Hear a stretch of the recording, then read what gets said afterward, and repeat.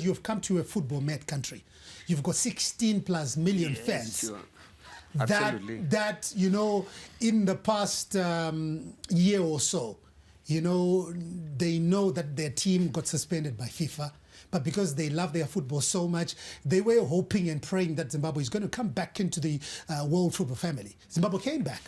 And in a space of what? Less than 6 months, we had more than 3 coaches taking charge of the team. And for the average fan, they don't care about all that.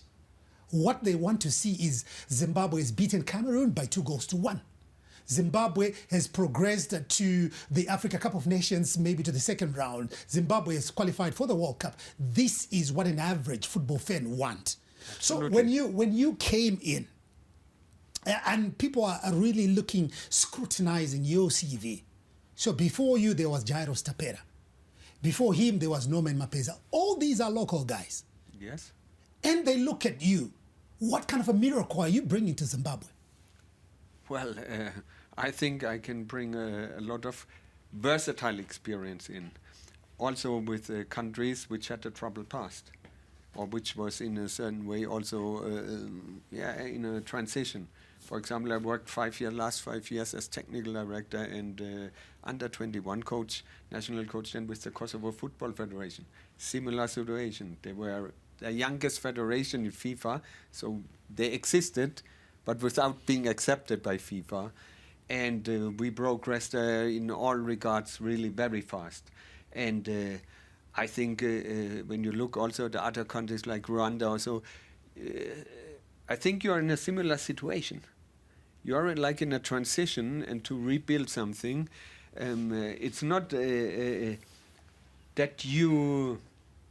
yes, you had great players, but if you're really honest to yourself, did you really always excel to your full potential? I think you had more potential. No? So you think you can get that potential out of Zimbabwe? Well, if everybody pulls on one string alone, I would not get it. Absolutely not. If everybody works together towards a goal to... What does that mean when everybody works together towards a certain... What does that mean? First of all, really working towards an objective which is realistic and positive.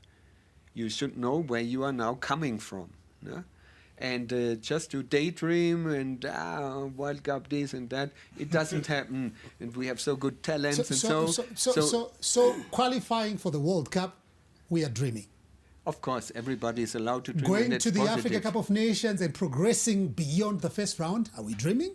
No, not at all. Not at all. But you must see now the real difference like you had in the past.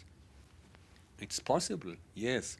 Again, if everybody pulls on one string, if we can get out of this situation with a positive mood, with a positive energy, everybody working together.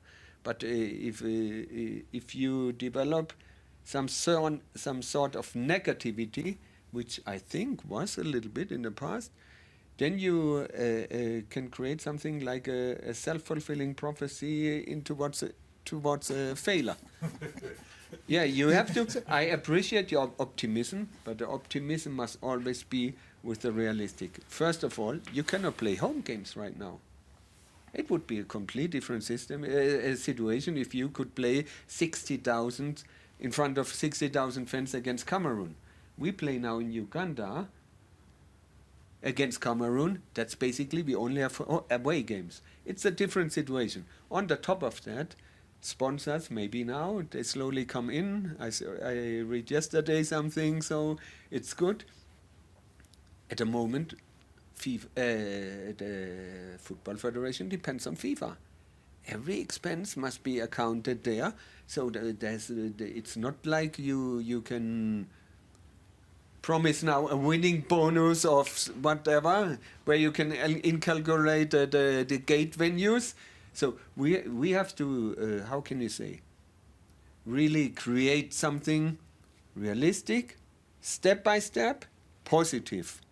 Now, so before I bring in... because you talk already of Cameroon, but we have the first game is against Kenya.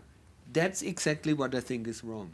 always thinking on the second step instead of doing the first step. It's your premier football show, The Couch, Wednesday at 9 p.m. Konapo, Ipapo, Pazetium Prime, DSV channel 294, the place to be.